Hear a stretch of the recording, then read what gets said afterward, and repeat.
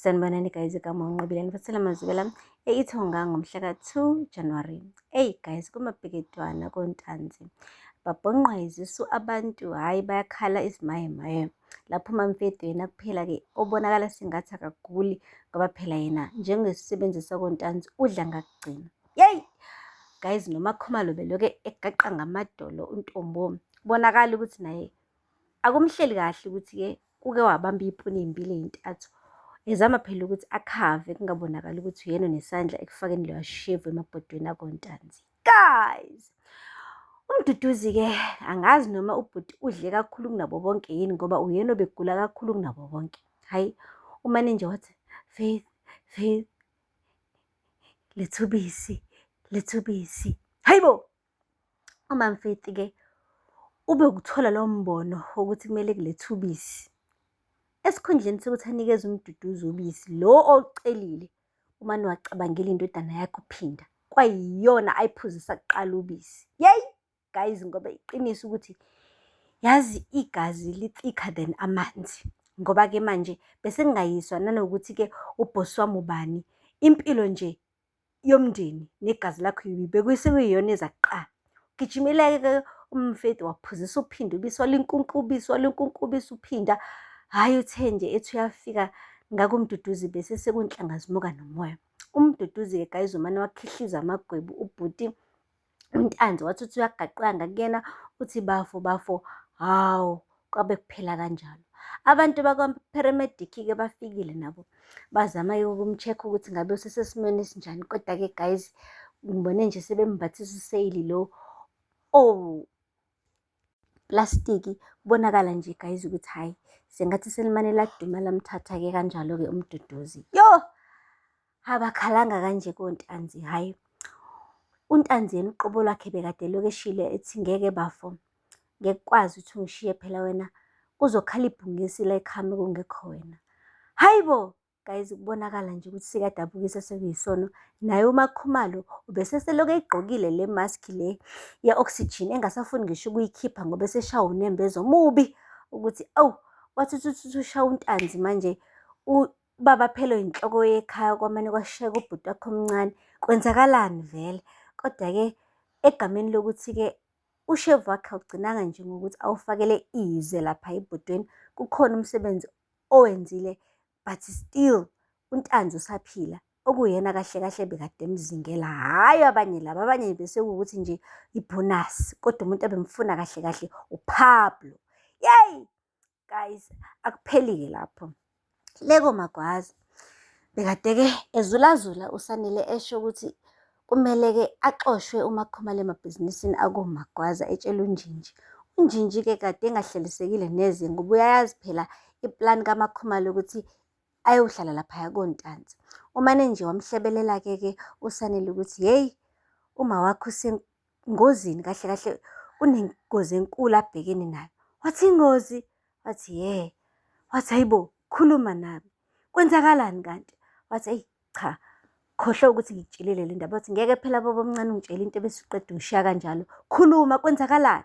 Ayibo guys, kuthe kusanjalo kwabe ngingena uNokwanda ney'ndaba ey'nkulu ey'ngaka esho ukuthi ama-ambulensi aphithizela laphaya emagcekeni akontanzi. Abantu impela bayathathwa bayafakwa embhedeni, bafakwa kuma-ambulensi kubi. Hayibo guys, umane nje uSanele benoNjinji bangabe besapholisa amaseko baqonda ngqo kontanzi. Lapho-ke i-security besikade isi-tight, kungavumi ukungena umuntu kuphume umuntu ngoba namanje phela bazi ukuthi ubani lo nesandla ekwenzeni yonke lento eyenzakalile. Hhayi-ke ushilo-ke uSanele ukuthi heyi uma wethu la vula leli sango siyangena. Kwathi angeke sikwazi ukuvula i-ambulensi nabantu bama-paramedic basabhizi la. Bathi uma wethu lana, kithi vula. Hayibo guys, bathe sebengaphakathi into yokuqala abayibhekile intungo elihle ukuthi ngabe lisaphila yini. uNjinji umane wehlisa umoya mebona ukuthi hayi uMakhumalo u-right, kodwa-ke bathe mebephosa ihlo ngaka-left, uMduduzi sembozwe ngoplastiki lo guys silk. Ayi, babona ukuthi ayi cha, sengathi selimane-ke labashonela-ke kontanzi. Ayi, lapho uPablo guys ubekhala njengomuntu wesimame inyembezi. Kuthiwa indoda ayikhali, kodwa-ke uPablo umane wakuphikisa konke lokho, wakhala inyembezi ekhala ngomfabo-ke omncane esho ukuthi awu kodwa uzosala abe yini engekho eduze kwakhe. Ayike uZama guys naye bekade ehayiza ekhihla esikanandi, kubonakala nje ukuthi kumuncu laphaya kontanzi. Ngisho uMam Faith bekade naye seyishaya ngowakhe-ke eyibuza eyiphendula ukuthi kanti spice sini lesi asifakile ebhodweni lesi sesimane sajuqa wonke umndeni ngesisu size sathatha ngisho umphefumulo kaMduduzi. Guys, akupheli-ke lapho. UMakhumalo ubonile-ke ukuthi yabo manje ukugqoka le mask yakhe le ye-oxygen akusekuzomsiza-ke manje uma sesekhala kanje uNtanzi, ngoba phela yena ufike laphaya kontanzi ethi uzoba umakoti, uzowakha, hhayi ukuthi uzobulala noma abhidlize. Umane nje wayikhumula-ke le mask wahamba wayeduze kaNtanzi lo sekhihla isililo sikanandi, wamhlikihla amahlombe wazama ukumduduza ngoba phela akumelanga kubonakala ukuthi-ke vele uyajabula ngalesi hlakala esihlakele uNtanzi. Kumele kubonakala sengathi uyadabuka, uyazwelana nabo guys, and uyazama-ke manje uku-actor sengathi hhayi umsulwa nayo impela nje hhayi ulimele njengawo wonke umuntu. Hayibo!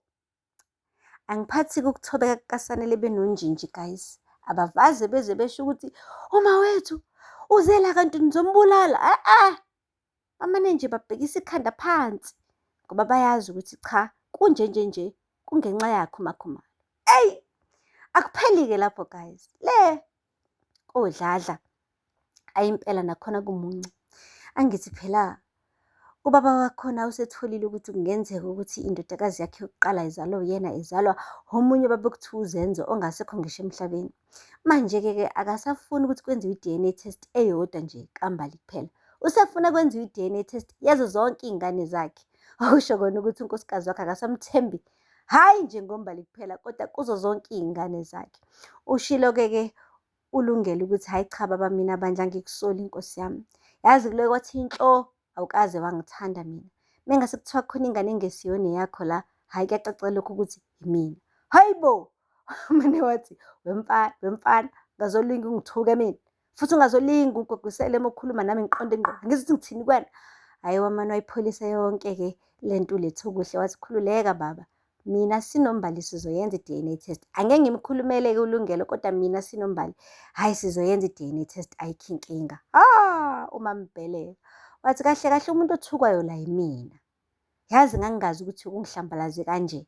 Mkabateli, phambi kwey'ngane zami pho, awungethembi sengishade nawe isikhathi eside kangaka.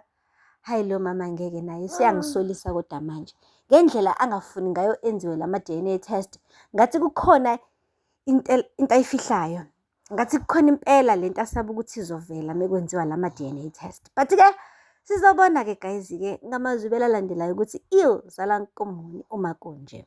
Aphela lapho-ke amazwibela namhlanje. Ningakhohlwa ukusubscribe, ni-like, ni-comment.